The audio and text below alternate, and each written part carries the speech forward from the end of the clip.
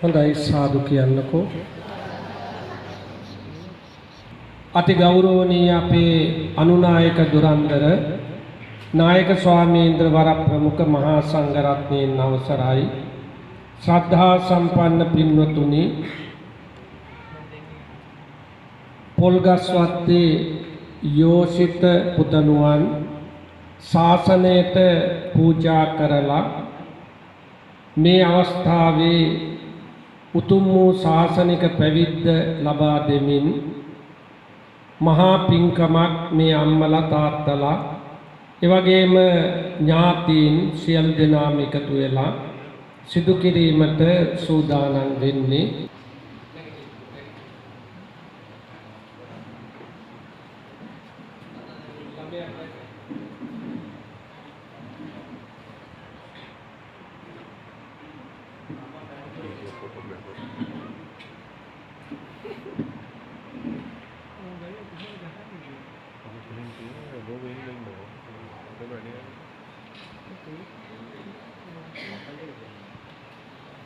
කර්මය සිදු කිරීමට තව විනාඩි කිහිපයක කාලයක්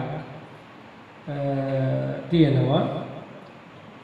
ඒ අවස්ථාවේදී හිසකෙස් කපලා බණ්ඩු කර්මය සිද්ධ කරලා ශාසනයට ඇතුළත් කිරීම සඳහා දරුවා සූදානම් කිරීමයි කළ යුතු වෙන්නේ. ආනිසංස පිළිබඳව පසුව දේශනාවන් සිද්ධ වෙනවා.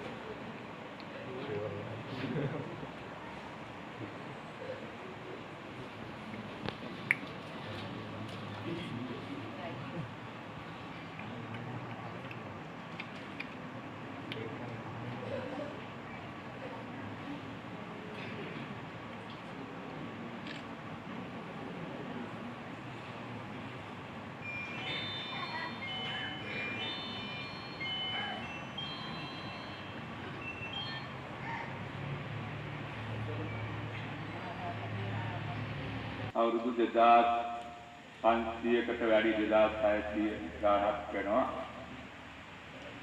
එච්චර කාලයකට බණ කිව්වට ක්‍රියාත්මක නැහැ. බණ පොත් කියන ධර්ම රත්නය. ඒක පොත්වල ඔබට කියව ගන්න වෙන්නේ නැහැ. දැනුමක් නැහැ. දැනුමක් තිබුණත් කියවන්න වෙලාවක් නැහැ. මේ බණ පොත් බලලා කියවලා ඔබට බණ කියන්නේ සංඝ රත්නය. බණ භාවනා කරන්න උපදෙස් දෙන්නේ සංඝ රත්නය. එච්චර නෙවෙයි දීර්ඝ කාලයක් මේ රට ඔබේ වාස භූමියක් හැටියට සිංහල ජාතික නිජ බිමක් හැටියට හිමතුනි අපේ රටේ සංස්කෘතිය මේ විදිහට රැකලා තියෙන්නේ. ආසල්කට ශෛත්‍ය ගොඩ නැගුණේ මහා වැව් දායත් විහාර රැකුණේ ආමුදුරුන්ගේ මාර්ගදේශ පත්‍රය යටතේ රජවරු ගුණ සම්පන්න වුණේ ඒ කරන දේවල් අපේ රටෙන් තමයි ලබා දෙන්නේ මොනවද මේ බණ දහම් ගුණ ධර්ම.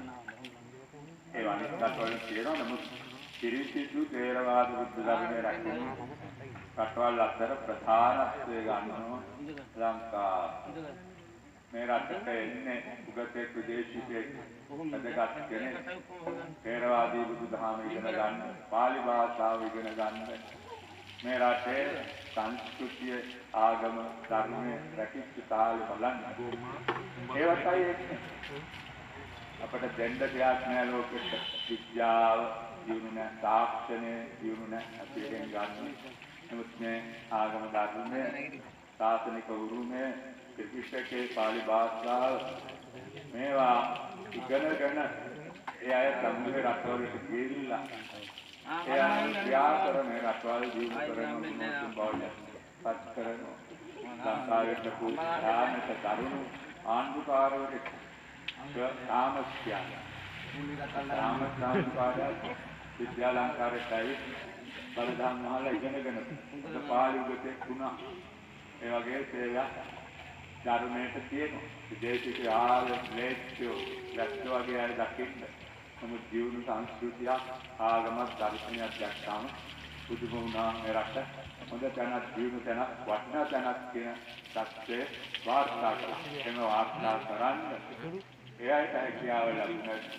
මේ ආඹුරන් වහන්සේලා වැඩහි කියන උන්වහන්සේලා රට කරාවිලට අකස් කරගෙන ආපු නිසා.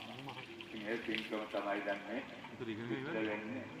ඒ පුංචි ආඹුරු නම ආඹුරුන් වහන්සේලා අතරට ඉදිරිපත් වෙනවා. මාර්යා සමග සටනට සන්නායක් වගේ තමයි සිවුරන්. සිවුරෙන් ගත්තාම ටිකක් හරි සංවරව ඉන්නවා. යන්න පුළුවන් තැන් තියෙනවා. ආඹුරුන්ට යන්න බෑ. යන්න කරන්න බැරි දේවල් තියෙනවා. ඒකෙන් හරි සංවර වෙන්න හේතු වෙනවා සිවුරක් අඳ ගැනීම. ඒ වගේම මේ වටිනාකම තේරුම් අරගෙන බණ භාවනා කරලා රහත් වෙන්න සෝවාන් ආදී ඵල ලබා ගන්න විදියෙකුට වැඩි ආන්දුරනමකට පහසුකම් තියෙනවා. මේ හොඳින් අපි ජීවත් වෙන්න ඕන කියන්නේ. පින්වතුනිතා සංවේදී සිදුවීමක් අපේ ජීවිතයේ අවස්ථාව අමත තියෙනවා. සාමාන්‍ය පෙළ විභාගයට පාඩම් කර ඉන්නකොට උපාසකම්ම කෙනෙක් මේ කරගෙන ඇවිල්ලා පහම් පත්තු කරලා ඊළඟපස්සේ ඔක්කොම තියලා අනේ හාමුදුරනේ බෝධි පූජාව තියන්න ඕන කියලා කතා කරනවා. දැන් මේ පොඩි හාමුදුරුවෝ පාඩම් කරනවා. මොකද අර ළමයාත් එක්කම තියෙන විභාගෙට. දුක දැනෙන්නේ නැත්නම් මම මේ සිදුවීමෙන් පස්සේ අනිවාර්යයෙන්ම කරන වැඩක් තමයි විභාගයට යන්න අපේ පොඩි හාමුදුරුවෝ ඉන්නවනම් දායකයන් කීප දෙනෙක් හරි එකතු කරගෙන බෝධි පූජාවක් කියලා ආශිර්වාද කරනවා. ඉතින් ඒ නිසා පින්තුනි ඒ වගේ හැම වෙලේකට කරන සේවය පිළිබඳ අගය කිරීමක් කරන්නේ නැහැ. ඒ නිසා අපි මම මේ ශ්‍රීපත් කරන්නේ මේ පුංචි දරුවා ශාසනයට දායාද කරනකොට තමන්ගේ දරුවෙක් කියලා හිතන්න, තමන්ගේ සහෝදරයෙක් කියලා හිතන්න, තමන්ගේම කෙනෙක් කියලා හිතලා මෙතන ඉන්න පැරණි අය ඔක්කොම දන්නවා කී දෙනෙක් නම් මෙතන ඉඳලා ගියාද කියලා. එතකොට ඒ යනකොට එක එක අර්ථකථන දක්වනවා. එකම හේතුව ඒක නෙවෙයි. දායකයෝ අපිට ආදරය කරනවා නම් අපිට නැදී ඉන්නවා පිළිතුරු. නැතුව මේ සමහරව හිතන්නේ මෙන්න මේ හින්දා සිවුරල්ල යනවා කියලා. ඒ නිසා එහෙම නැතුව අපේ දායක මම ඒකයි කිව්වේ එදත් මේ මාරාව පන්සලේ පොඩි හාමුදුරු රැක්ක දායකව බොහොම කරුණාව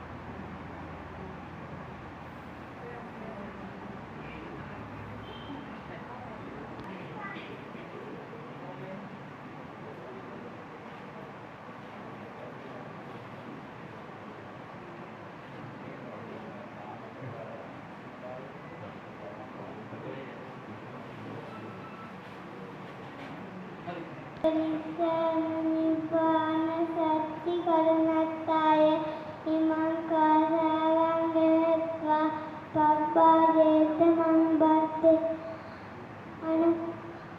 අනුකම්පං උපාදාය බුදයන්ති යබ්බලෝකනිසාන නිබ්බාන සත්‍ය කරණත්තාය ඉමං කාසාරං ගෙත්වා පබ්බාදේත මං බත්තේ අනුකම්පං උපාදාය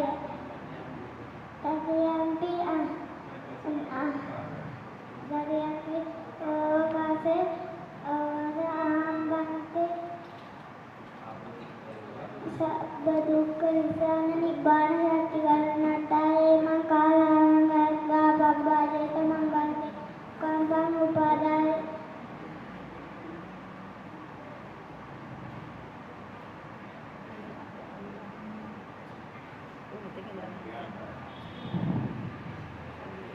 සබ්බ දුක්ඛ නිසාන නිබ්බාන සත්‍ය කරණත්තාය මං කාලං